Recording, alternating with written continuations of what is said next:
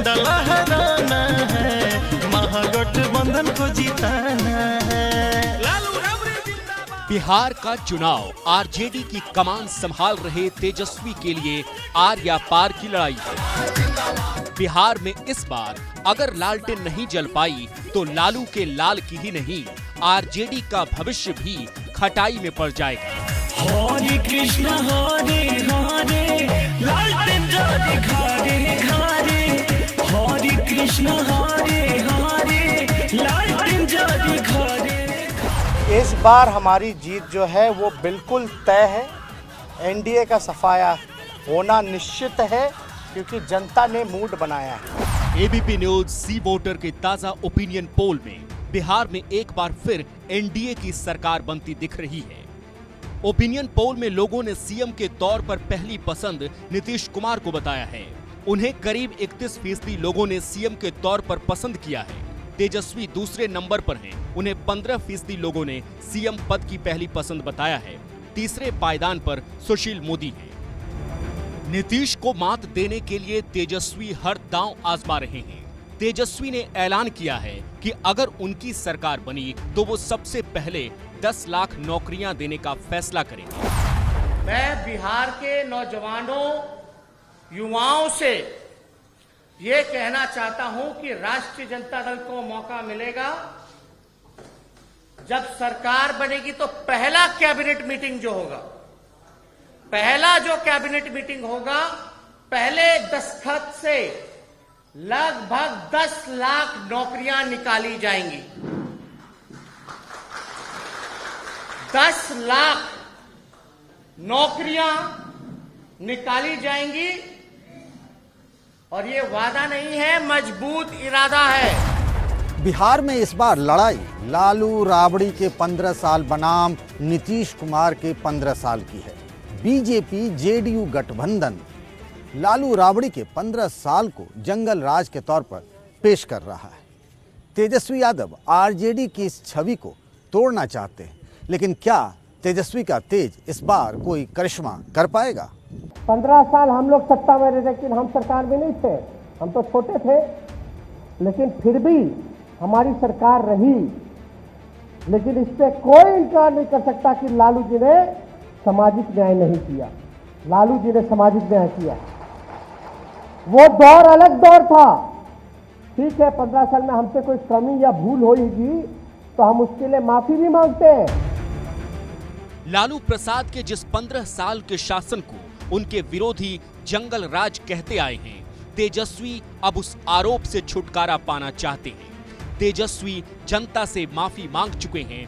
RJD के poster से लालू प्रसाद और राबड़ी देवी की तस्वीरें गायब होने लगी हैं। पोस्टर पर तेजस्वी को बिहार के बदलाव का चेहरा बताया जा रहा है। तेजस्वी ने जंगल राज का जवाब भी ढूंढ लिया है। देखिए, कथा कथित जो जंगल राज की बातें करते हैं, आंकड़े पे अगर बात करेंगे, एनसीआरबी का ही आंकड़ा ले लीजिए, तो अगर ये कथा कथित अगर वो जंगल राज था तो ये तो राक्षस राज है। आगे बिहार का भविष्य कैसे सुधरेगा, हम कैसे तरक्की पर ले जाएंगे लोगों को, इन सारे मुद्दों पे बात होनी चाहिए।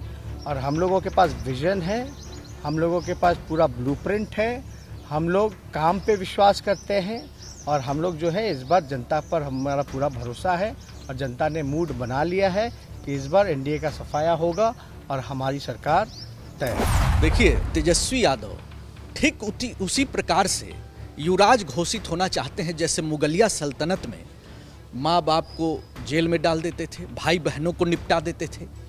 और इससे बड़ी आश्चर्य क्या हो सकती है कि राष्ट्रीय जनता दल ने अपने पोस्टर से राष्ट्रीय अध्यक्ष को ही गायब कर दिया है। दो मुख्यमंत्री राष्ट्रीय जनता दल से हुए, उनको भी तस्वीरों से गायब कर दिया। चुनावी माहौल में विरोधी तेजस्वी पर हमलावर हैं, लेकिन जो हमला अपनों ने किया, क्या तेजस्वी उससे उबर पाए? पार्टी के कई बड़े नेता एक के बाद एक तेजस्वी का साथ छोड़ते गए। यहां तक कि निधन से पहले आरजेडी के स्तंभ रहे रघुवंश प्रसाद सिंह का भी पार्टी से मोह भंग हो चुका था।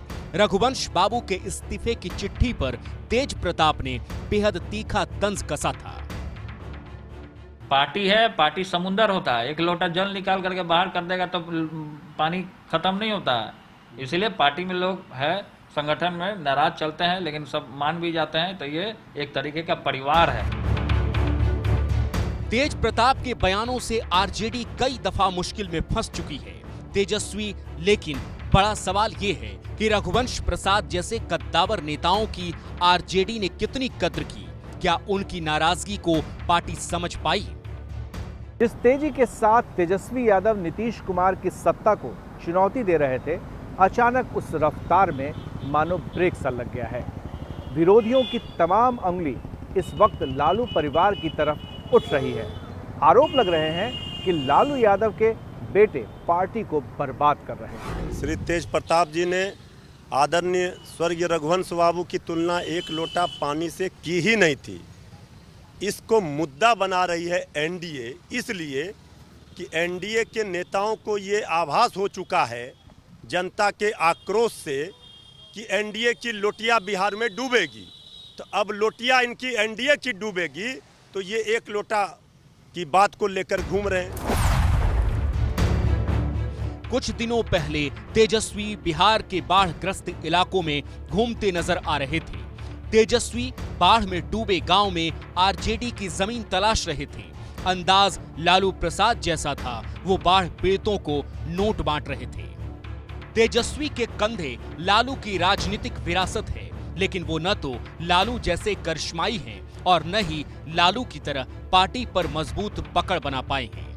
तेजस्वी यादव के सामने सबसे बड़ी चुनौती आरजेडी के बिखराव को रोकने की है, क्योंकि हाल के दिनों में पार्टी के कई बड़े नेता आरजेडी से छिटकते चले गए। लालू प्रसाद यादव के जमाने में उनकी सबसे बड़ी ताकत हुआ करती थी उनका बनाया हुआ मुस्लिम यादव यानी MY समीकरण, जो कि उनकी कामयाबी की सबसे बड़ी वजह भी थी।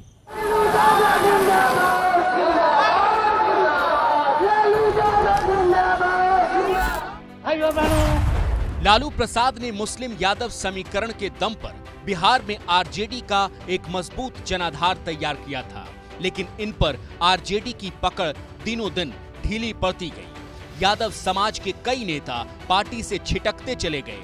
प्रदेश उपाध्यक्ष विजेंद्र यादव का इस्तीफा सबसे ताजा मामला है। प्रदेश उपाध्यक्ष विजेंद्र प्रसाद यादव ने भी इस्तीफा कर दिया, तो यह पार्टी छोड़ के दूसरे जगह चले गए। तो यह सब लग रहा है कि वो अपने तेजस्वी प्रसाद यादव अपने कुर्मे को समेट नहीं पा रहे हैं और कहीं न कहीं अंदर खाने में कुछ खिचड़ी पक रही है, जो कि शुभ संकेत राष्ट्रीय जनता दल के लिए इस बार के विधानसभा चुनाव में देखने को नहीं मिल रहा। विजेंद्र यादव के इस्तीफे की वजह से आरजेडी से यादव क्यों दूर होते चले गए? आरजेडी को बड़ा झटका कमर आलम ने दिया। 9 साल तक पार्टी के राष्ट्रीय महासचिव रह चुके कमर आलम ने आरजेडी छोड़ा और नीतीश की जेडीयू में चले गए। कमर आलम एक समय आरजेडी के नंबर 2 माने जाते थे। बतौर प्रधान महासचिव कमर आलम के पद की अहमियत ये थी कि उनके हस्ताक्षर से लालू प्रसाद की नियुक्ति पार्टी के राष्ट्रीय अध्यक्ष पर होती थी। उनके आदेश पर पार्टी की बैठकें होती थी। कमल आलम इस बात से खफा थे कि आरजेडी के प्रदेश अध्यक्ष की नियुक्ति में यादव और मुसलमानों की अनदेखी की गई और इस पद पर राजपूत समाज के जगदानंद सिंह को बिठा दिया गया। अब बिहार के ही प्रदेश अध्यक्ष का मामला था। हमने कहा था कि आप यादव और मुसलमान की पार्टी एक तरह से है ये पार्टी, तो आप यादव को बनाइए या मुसलमान को बनाइए किसी को।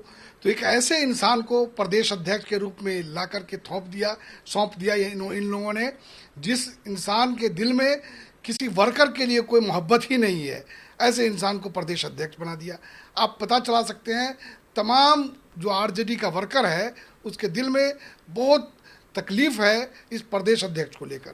कमल आलम ने ऐसे वक्त में आरजेडी का साथ छोड़ा जब सीए और एनआरसी के मुद्दे पर आरजेडी मुसलमानों के साथ खड़ी थी।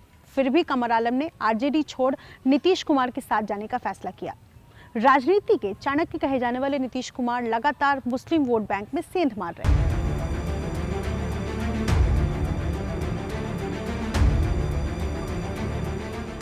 महागठबंधन के घटक दलों में ही आपस में विवाद चल रहा है, कौन सीट पर कहां लड़ेगा। अभी कोऑर्डिनेशन कमेटी को लेकर के बात हो रही है, तो वो उस पर भी राजद का कड़ा रुख है और वो बात नहीं मान रहा है। तो ऐसे में महागठबंधन जो है सो पूरी तरह से बिखरता हुआ नजर आ रहा है कि महागठबंधन तो लग रहा है कि अब रहेगा ही नहीं। राजद का एकजुट हो पाना भारी कठिन लग रहा है और तेजस्वी अपने कुनबे को संभाल नहीं पा रहे हैं। तेजस्वी यादव की बड़ी चुनौती महागठबंधन का पेच भी है। ये पेच सुलझने की बजाय हर गुजरते दिन के साथ उलझता ही जा रहा है और अगर ये मसला नहीं सुलझा, सीटों को लेकर सही से बंटवारा नहीं हुआ, तो आरजेडी को आने वाले चुनाव में बड़ा नुकसान हो सकता है। महागठबंधन में पहले सीटों के बंटवारे पर उठापटक चल रही थी और अब तेजस्वी के नेतृत्व पर ही सवाल उठ रहे हैं। कोऑर्डिनेशन कमेटी की मांग पर जीतन राम मांझी पहले ही महागठबंधन को टाटा बाय बाय कर चुके हैं और अब आरएलएसपी के उपेंद्र कुशवाहा ने महागठबंधन से हटने का मन बना लिया है। कुशवाहा को तेजस्वी के नेतृत्व पर ऐतराज है। बिहार की जनता चाहती है नेतृत्व ऐसा हो जो नीतीश कुमार के सामने ठीक से खड़ा हो सके, तब बिहार के सहयोग और साथ करें। तो इतनी आकांक्षा अपेक्षा जरूर थी और आज भले लोग जो सोचे, लेकिन आज भी हमारे मन में है, राष्ट्रीय जनता दल अगर तय करे कि हम अपना नेतृत्व बदल देंगे, उपेंद्र कुशवाहा आज भी अपने लोगों को समझा लेगा। ये वही आरजेडी है जिसने 2015 के विधानसभा चुनाव में बीजेपी का विजय रथ रोक दिया था। 2015 का विधानसभा चुनाव लालू और नीतीश ने साथ मिलकर लड़ा था। लालू प्रसाद यादव की आरजेडी को 80 सीटें, नीतीश की जेडीयू को 71 सीटें और कांग्रेस को 27 सीटें मिली थी। नीतीश को सीएम और आरजेडी को डिप्टी सीएम का पद मिला। 10 साल बाद लालू यादव के परिवार की बिहार की सत्ता में वापसी हुई थी, लेकिन सरकार पर लालू परिवार के वर्चस्व को नीतीश ने अचानक झटका दे दिया और वो बीजेपी के साथ हो लिए। मोदी जी के कथनी और करनी में अंतर है और पट्टू चाचा के बारे में हम क्या बोले? ऐसा कोई सगा नहीं जिसको हमारे चाचा ने ठगा नहीं। नौजवान तेजस्वी बिहार के युवा वोटरों के दिलों में जगह बनाना चाहते हैं।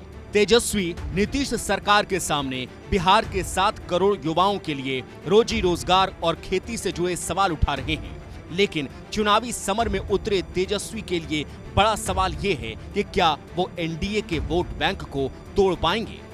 तेजस्वी यादव पहले कोरोना काल में चुनाव को टालना चाहते थे, लेकिन ऐसा हो नहीं पाया, तो चुनावी समर में पूरी क्षमता के साथ उन्हें कूदना ही पड़ेगा। अब चुनौती उनके लिए क्यों बड़ी है, ये भी आप समझिए। लालू यादव यानी उनके पिता जेल में हैं, पार्टी के कई पुराने नेता पार्टी का साथ छोड़ चुके हैं। ऐसे में तेजस्वी यादव के लिए ये अग्नि परीक्षा है, उनके लिए लिटमस टेस्ट है।